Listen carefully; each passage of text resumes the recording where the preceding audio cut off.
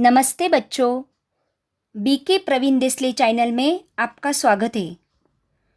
इस channel पर 5वीं कक्षा से 10वीं कक्षा तक मैथमेटिक्स सहित और सब्जेक्ट के वीडियो अपलोड कर रहे हैं, तो बच्चों चैनल को ज़रूर सब्सक्राइब करो।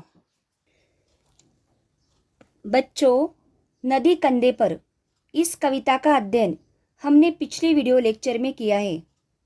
आज हम इस कविता के स्वाध्याय का अध्ययन करेंगे।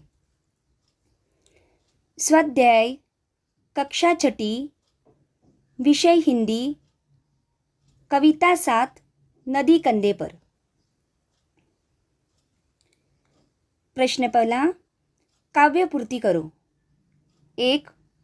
अगर हमारे डैश डैश रोज बहाते।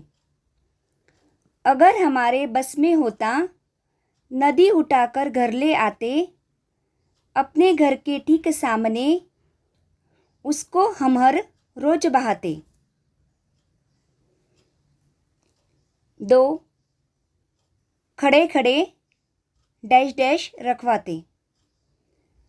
खड़े खड़े उस पार नदी के, मम्मी मम्मी हम चिल्लाते, शाम डले फिर नदी उठाकर अपने कंधे पर रखवाते। प्रश्न 2. निम्नलिखित प्रश्नों के उत्तर एक एक वाक्य में लिखो। 1. कवि की क्या कल्पना है? उत्तर: कवि की कल्पना है कि यदि हमारे वश में होता तो नदी को उठाकर हम अपने घर ले आते। 2. कवि नदी को कहाँ बहाते? उत्तर: कवि नदी को अपने घर के सामने बहाते। 3. नदी के पार खड़े होकर कवि क्या करते? उत्तर: नदी के पार खड़े होकर कवि मम्मी मम्मी चिल्लाते। 4. शाम ढलने पर कवि क्या करते? उत्तर: शाम ढलने पर कवि नदी को अपने कंधे पर रखवाते, जहाँ से उसे उठाकर लाए थे वही ले जाकर रखाते। प्रश्न तीसरा, कोष्टक में से उचित समानार्थी शब्द चुनकर लिखो। बच्चों, अब हम कोष्टक में दिए गए शब्द पढ़ते हैं। सज्जन, सरिता, प्रतिदिन, दोस्त, संध्या, गृह।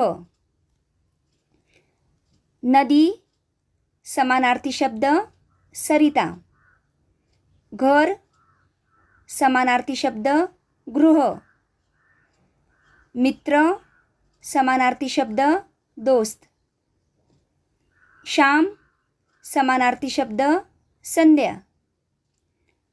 रोज समानार्थी शब्द प्रतिदिन।